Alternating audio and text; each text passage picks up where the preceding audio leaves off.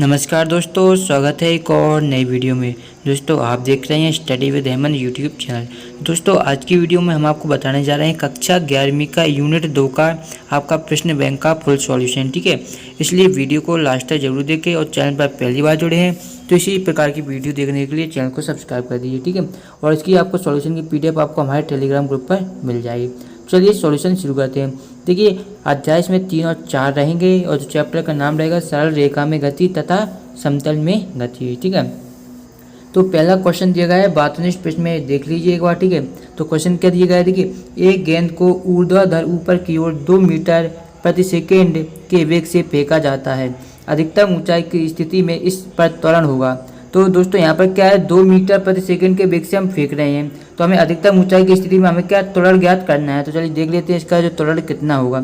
देखिए दोस्तों पहले का जो ऑप्शन है यहाँ पर देखिए, पहला ऑप्शन है हमारे पास 0, दूसरा है -2 मीटर प्रति सेकंड स्क्वायर, तीसरा है 9.8 मीटर प्रति सेकंड स्क्वायर, यह होगा -9.8 मीटर प्रति सेकंड स्क्वायर। ठीक है, तो दोस्तों इसका जो आपका राइट आंसर हो जाएगा वो हो जाएगा आपका 9.8 मीटर प्रति सेकंड स्क्वायर, यानी कि सी नंबर का जो आंसर आएगा आपका बिल्कुल सही रहेगा। आप चाहें तो इसका स्क्रीनशॉट भी ले सकते हैं। ठीक है, दूसरा क्वेश्चन देखते हैं। दूसरा क्वेश्चन दिया गया है कि हमें देखिए एक वस्तु की स्थिति समीकरण निम्न है। यहाँ पर देखिए x बराबर दिया गया है 2t² + 2t + 5, जहाँ x मीटर में तथा t सेकेंड में है, तो वस्तु का त्वरण होगा। तो ऑप्शन देखिए 4 मीटर प्रति सेकंड स्क्वायर, 5 मीटर, 2 मीटर या 6 मीटर।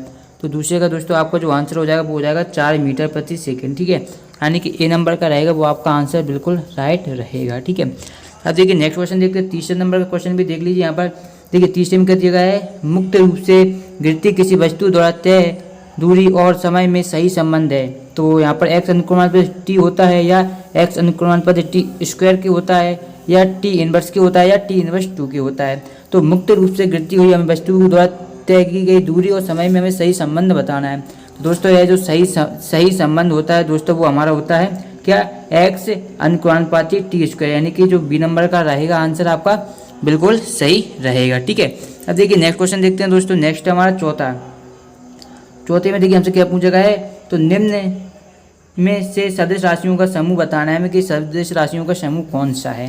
देखिए ऑप्शन है दाब, वेग, बल।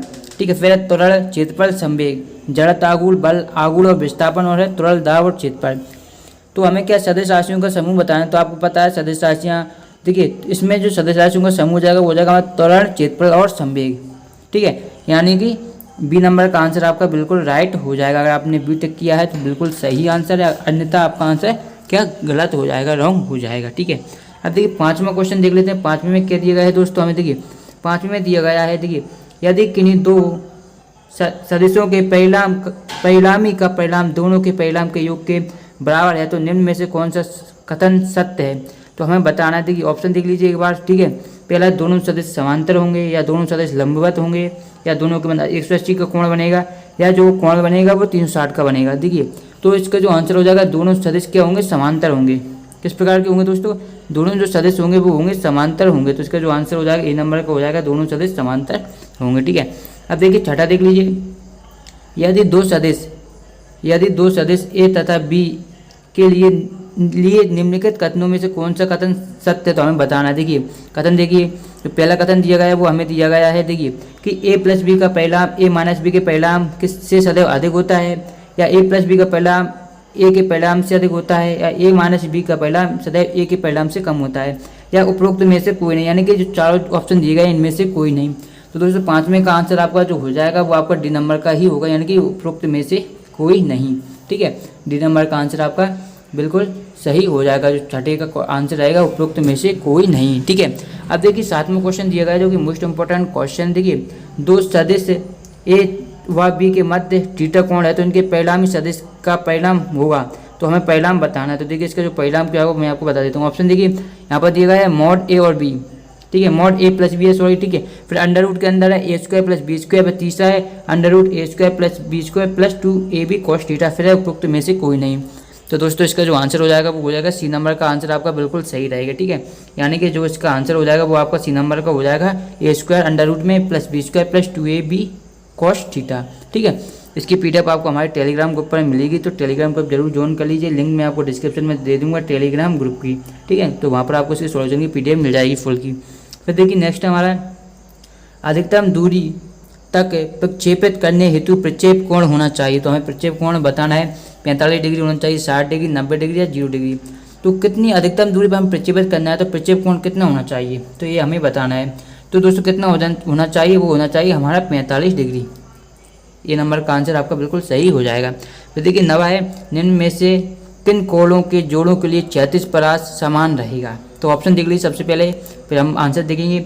50 डिग्री और 75 डिग्री, 40 और 50 डिग्री, 50 और 60 डिग्री या 40 और 45 डिग्री। तो हमें 4 ऑप्शन दिया गया, तो 90 का आंसर हो जाएगा आपका 40 और 50 डिग्री। ठीक है, यानी कि जो बी आंसर रहेगा आपका बिल्कुल राइट हो जाएगा। ठीक है, 9 क्वेश्चन हो गए हैं। अब देखिए 10वां प्रश्न देखिए, 10वें में क्या दिया गया है, अदिश राशि y है जो, तो क्या है अदिश राशि हमें बताना है। तो देख लीजिए ऑप्शन है, तो इसकी ऑप्शन पहला, किसी भी प्रक्रिया में संरक्षित रहती है, कभी ऋणात्मक नहीं होती, विमाहीन होती है, उन सभी दशाओं के लिए एक ही मान रखती है, चाहे अक्षों से उनके अभिविन्यास भिन्न भिन्न हों। तो इसका जो आंसर हो जाएगा कि अदिश राशि y है जो क्या विमाहीन होती है। किस प्रकार की होती है दोस्तों, सी नंबर का आंसर आपका बिल्कुल सही हो जाएगा, विमाहीन होती है। ठीक है, तो इस तरीके से आपके जितने भी ऑब्जेक्टिव दिए गए थे उनके हमने सॉल्यूशन दोस्तों देख लिए हैं। ठीक है, इसी वीडियो में आपको क्वेश्चन आंसर के सॉल्यूशन भी बताए जाएंगे। ठीक है, इसलिए वीडियो को लास्ट तक जरूर देखें, वीडियो को बिल्कुल भी स्किप ना करें। और दोस्तों अगर आपने अभी तक इस वीडियो को लाइक नहीं किया तो दोस्तों वीडियो को लाइक जरूर कर दें एंड चैनल को सब्सक्राइब भी कर दें, क्योंकि हमारे से ही लगातार आपको प्रश्न बैंक के सॉल्यूशन प्रोवाइड करा रहे हैं। तो अब देखिए जो क्वेश्चन आए, देखिए लघुत्तरी प्रश्न 3 अंक वाले हैं। तो देखिए पहला क्वेश्चन है, कोई खिलाड़ी एक गेंद को आरंभिक चाल 20 मीटर प्रति सेकेंड से ऊर्ध्वाधर ऊपर की ओर फेंकता है। ऊपर की ओर गति के दौरान इसके त्वरण की दिशा क्या होगी, गति के उच्चतम बिंदु पर वेग और त्वरण कितना होगा, ये बताना है। देखिए दूसरा, किसी क्षण चाल शून्य होने पर भी त्वरण अशून्य हो सकता है, एक उदाहरण द्वारा हमें बताना है। देखिए कुछ जो आपका डेफिनेशन है वो मैं आपको बता दूंगा। ठीक है, परिभाषित करना है हमें अपेक्षित वेग, औसत वेग और तात्क्षणिक वेग को। ठीक है, सदिशों के योग संबंधित त्रिभुज नियम लिखिए, एक आपका चतुर्भुज नियम भी होता है। ठीक है, यहाँ पर जितने भी मैं बता सकता हूँ मैं आपको बता दूंगा इसी वीडियो में। ठीक है, तो यहाँ पर क्वेश्चन देख लीजिए जितने भी दिए गए हैं। ठीक है, इनका मैं सॉल्यूशन आपको बता दूँगा। फिर हमारा अध्याय 5 आएगा तो उसका हम नेक्स्ट वीडियो में सॉल्यूशन देखेंगे। आप देख लेते हैं दोस्तों क्वेश्चन आंसरों के आपके सॉल्यूशन। ठीक है दोस्तों, तो दोस्तों देखिए यहाँ पर जो पहला क्वेश्चन दिया गया था मैंने यहाँ पर लिख लिया। देखिए कि क्वेश्चन था, कोई खिलाड़ी एक गेंद को आरंभिक चाल 20 मीटर प्रति सेकेंड से ऊर्ध्वाधर ऊपर की ओर फेंकता है, तो ऊपर की ओर गति के दौरान इसके दौरान त्वरण की दिशा क्या होगी, गति के उच्चतम बिंदु पर वेग और त्वरण कितना होगा हमें बताना। देखिए इसका आंसर किस प्रकार से आपको लिखना है। देखिए इस तरह के क्वेश्चन हमारे ऑब्जेक्टिव में भी था। देखिए त्वरण की जो दिशा होगी ऊर्ध्वाधर नीचे की ओर होगी। ठीक है, नीचे की ओर होगी, उच्चतम बिंदु पर वेग 0 होगा तथा त्वरण जी का जो मान होगा वो होगा हमारा 9.8 मीटर प्रति सेकेंड स्क्वायर, या हम बोल सकते हैं 9.8 मीटर प्रति सेकेंड। तथा नियत होगा, किस प्रकार रहेगा, हमसे ये भी पूछा गया था कि कैसा रहेगा, तो यह नियत रहेगा। ठीक है, अब देखिए जो दूसरा क्वेश्चन था वो देखिए सबसे पहले, तो दूसरे क्वेश्चन में हमें दिया गया है, देखिए किसी क्षण चाल शून्य होने पर भी त्वरण अशून्य हो सकता है, एक उदाहरण द्वारा स्पष्ट करना है। देखिए क्योंकि त्वरण वेग परिवर्तन की दर को बताता है, सभी को पता होगा। ठीक है, किसी क्षण पर वेग, उदाहरण के लिए देखिए एक सरल आवर्त गति में अधिकतम विस्थापन की स्थिति पर वेग 0 होता है जबकि त्वरण शून्य नहीं होता, तो हमने एग्जाम्पल भी बता दिया है। ठीक है, अब देखिए तात्क्षणिक वेग की परिभाषा पूछी गई। देखिए यहाँ पर किसी समय पर अपक्रिया वेग को तात्क्षणिक वेग कहते हैं। इसे ज्ञात करने के लिए सांद्रता व समय के मध्य ग्राफ हम खींचते हैं, उस ग्राफ में समय विशेष पर एक बिंदु का निर्माण करते हैं, इसके सापेक्ष एक स्पर्श रेखा खींचते हैं, स्पर्श रेखा का ढाल ही तात्क्षणिक हमारा वेग कहलाता है। इस तरीके से आपको इसका आंसर लिख देना। अब देखिए नेक्स्ट आएगा हमारा औसत वेग। तो देखिए औसत वेग किसे कहते हैं वो भी आपको पता होना चाहिए। तो देखिए औसत वेग निश्चित समय अंतराल के बाद सांद्रता में हुए परिवर्तन को औसत वेग कहते हैं। अगर चाहें तो इसकी आप डेफिनेशन दूसरी इस तरीके से भी लिख सकते हैं, एक ही समय में पदार्थों की सांद्रता में हुए परिवर्तन को ही हम औसत वेग कहते हैं। ठीक है, अब देखिए नेक्स्ट है, जब दो वस्तुएं गतिमान हो तो एक वस्तु द्वारा प्रेक्षित दूसरे वस्तु का वेग अपेक्षित वेग या सापेक्ष वेग हम बोल सकते हैं रिलेटिव वेलोसिटी कहलाता है। अर्थात वस्तु का देखिए यहाँ पर देखिए के सापेक्ष वाई वेग जिस वेग में वस्तु से देखने वस्तु चलती है प्रतीत होती है। यहाँ पर क्या कोडिंग चेंज हो गई है। ठीक है, पीडीएफ में चेंज हो जाती है। ठीक है, तो देखिए नेक्स्ट क्वेश्चन है सदिशों के योग का त्रिभुज नियम। तो सदिशों के योग का त्रिभुज नियम क्वेश्चन में पूछा गया। तो यहाँ पर देख लीजिए सदिशों के योग का त्रिभुज नियम क्या है।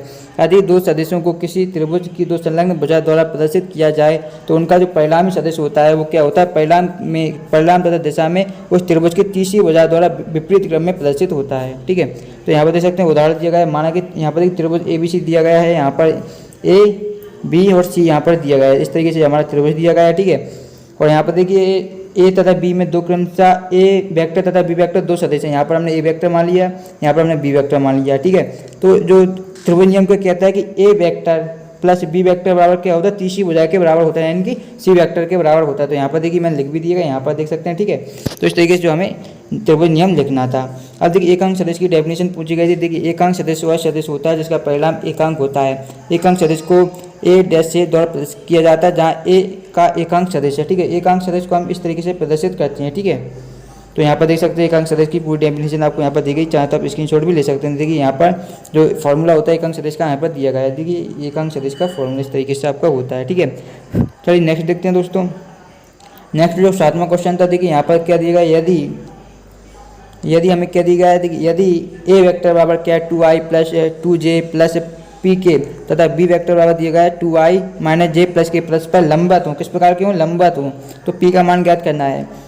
तो हमें इसमें देखिए यदि ए और बी परस्पर लंबवत होते हैं तो ए इंटू बी यानी ए इंटू बी का मान कितना होता है 0। तो यहाँ पर ए लिखा हमने, बी लिखा बराबर कितना हो जाएगा 0, ठीक है। जब भी इंटू यहाँ पर देखिए इंटू एक तो इस तरीके से होता है, क्रॉस गुणा होता है, तो दोनों आपको ध्यान में रखना। यहाँ पर इंटू वाला है तो यहाँ पर इस तरीके से गुणा होगा, जिस तरीके से आपको बताया गया है। यहाँ पर आपको संख्या से गुणा कर देना है, ठीक है। किस तरीके से, ठीक है, 2 का 2 में गुणा हो जाएगा, ठीक है। फिर 2 का -1 में हो जाएगा, फिर पी का हो जाएगा आपका 1 में। तो इस तरीके से आपको पी का मान निकल के -2 आ जाएगा, ठीक है।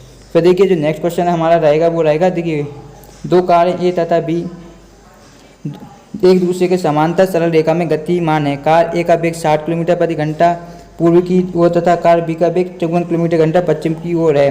तो गणना करनी हमें कार बी का कार ए के सापेक्ष वेग और कार बी के सापेक्ष पृथ्वी का वेग। तो दोस्तों यहाँ पर देखिए कार ए के सापेक्ष बी का वेग बराबर क्या होगा, कार बी का वेग माइनस कार ए का वेग। तो कार देखिए बी का वेग कितना है 54 किलोमीटर घंटा पश्चिम की ओर है, जबकि इसका है 60 किलोमीटर घंटा पूर्व की ओर है। तो 54 यहाँ पर प्लस 60 हो जाएंगे तो 114 किलोमीटर घंटा हो जाएगा, ठीक है, पश्चिम की ओर। इस तरीके से यहाँ पर कार का भी बी का भी सापेक्ष भी निकाल सकते हैं।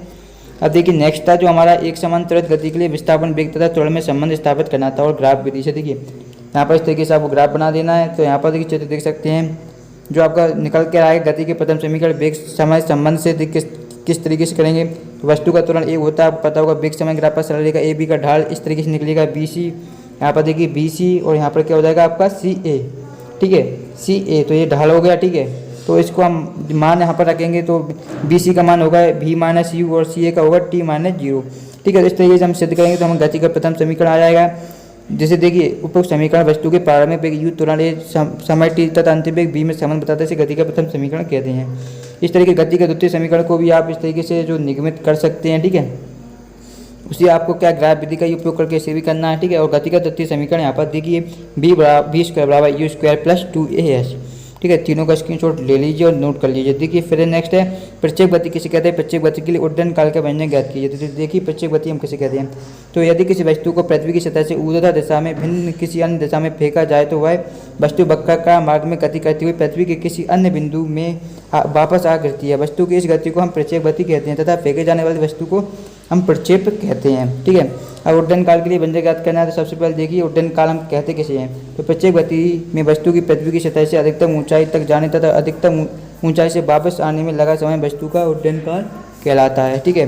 तो यहाँ पर इस तरीके से उड्डयन काल की डेफिनेशन हो जाएगी। तो यहाँ पर देखिए डायग्राम इस तरीके से बना देना है और इसका व्यंजक आप निकालेंगे। सबसे पहले क्षैतिज घटक के लिए निकालेंगे, फिर ऊर्ध्वाधर घटक के लिए निकालेंगे। तो क्षैतिज घटक होता है हमारा यू cos थीटा, जबकि ऊर्ध्वाधर घटक होता है यू sin थीटा, ठीक है। अधिकतम ऊंचाई के लिए व्यंजक ज्ञात करेंगे तो इस तरीके से आपको अधिकतम ऊंचाई के लिए व्यंजक ज्ञात कर देना है, ठीक है। तो इस तरीके से आपका सॉल्यूशन हो जाएगा।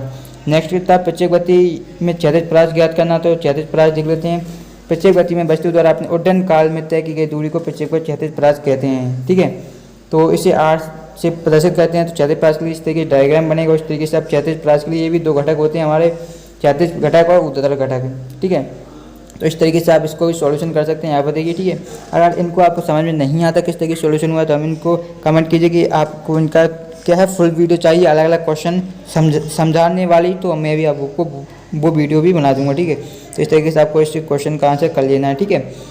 ज़्यादा टफ नहीं है, बस आपको थोड़ा ध्यान रखना करना है। देखिए प्रक्षेप गति में अधिकतम ऊंचाई के लिए व्यंजक ज्ञात करना है। तो देखिए अधिकतम ऊंचाई के लिए भी 2 घटक होते हैं, क्षैतिज घटक और ऊर्ध्वाधर का घटक। जितने भी चैप्टर में क्वेश्चन है तो उसमें आपको 2 ही घटक होते हैं, उन्हीं से आपका क्या है सारे जितने भी व्यंजक हैं सारे निकल जाते हैं। ठीक है, इस तरीके से आपको इस क्वेश्चन का भी आंसर हो जाएगा। सिद्ध कीजिए कि प्रक्षेप का पथ परवलयाकार होता है। दोस्तों ये बहुत ही इंपॉर्टेंट क्वेश्चन है इस साल के लिए।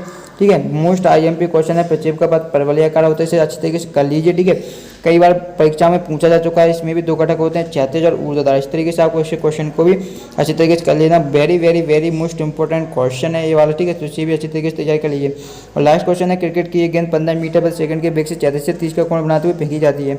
अरे जी 10 मीटर प्रति सेकंड स्क्वायर हो तो ज्ञात कीजिए गेंद का उड़ान के समय गेंद द्वारा अधिकतम ऊंचाई, पृथ्वी से टक्कर समय गेंद का वेग व दिशा 36 प्राप्त भी करते हैं। इस तरीके से आपको इसका भी आंसर निकाल सकते हैं। ठीक है, तो दोस्तों हमने आपका जो चैप्टर था उसका फुल सॉल्यूशन देख लिया। दोस्तों अगर आपको ये वीडियो पसंद आए लाइक जरूर कर दें। और दोस्तों पहली बार चैनल पर जुड़े हैं तो हम इसी प्रकार के लगातार आपको क्वेश्चन बैंक के सॉल्यूशन प्रोवाइड करा रहे हैं, और हम नेक्स्ट वीडियो में आपको नेक्स्ट जो यूनिट है उसका सॉल्यूशन प्रोवाइड कराएंगे।